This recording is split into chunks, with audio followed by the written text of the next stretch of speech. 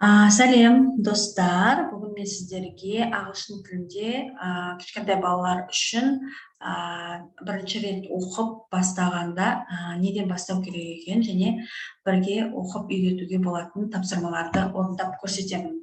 Мысалға, мына жерде бірінші си әрпі беретін дыбысын тыңдап көрейік. Қандай?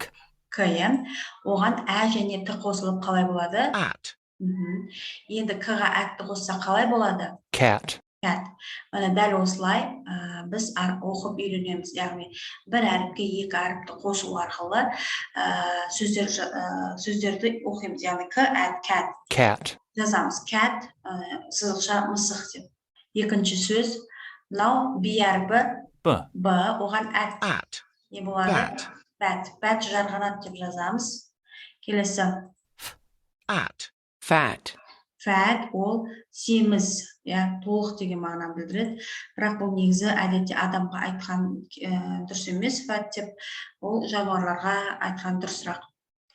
Р әріпі, оған әтті қосамыз. At. Rat. Rat. Rat деген ол бізде қазақша оны егеу құйрық дейді, немесе крыса деп жазып қойыңыздар. Келесі M. оған әт қосамыз. At. Mat. Мәт деген ол кілемше. Енді осыған байланысты тапсырмаларды орындап көрейік. Бұл бізде бірінші болса, енді мына жерде қандай әріп жоқ мысық сөзінде? Әрине си әріпі. Cat. Cat. Келесі. Жарғанат сөзінде Bat. би әріпі жоқ. Bat. Келесі. Семіз толық сөзінде қандай әріп жоқ? Әрине ф. Fat. Яғни ф дыбысы ф әріпі. Келесі мұнда крыса сөзінде R әріпі. Rat. Rat. Және де мұнда кілемше сөзінде M әріпі. Mat. Mat. Мінекей. Үшінші тапсырманы орындайық. Бұл не? Мысық. Cat. Cat. Бұл не? Жарғанат. Bat. Bat.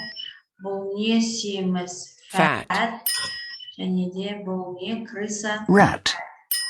Және де бір сөз бар. Ол кілемше. Ол не? Mat. Дәл осылай. Төртінші тапсырмада оқимыз. Бұл қалай оқылады? Cat. Ол не? Мысық. Cat. Оқимыз, аударамыз. Оқимыз, аударамыз. Bat. Жарғанат. Fat. Семіз. Rat. Rat. Крыса. Mat. Mat. Кілемше.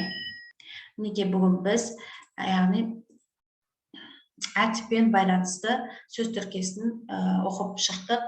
Келесі сабақта әдімен байланысты сөз тіркесін, яғни сөздерді оқып үйренетін боламыз. Осымен сабақ аяқталды. Сау болыңыздар. Goodbye.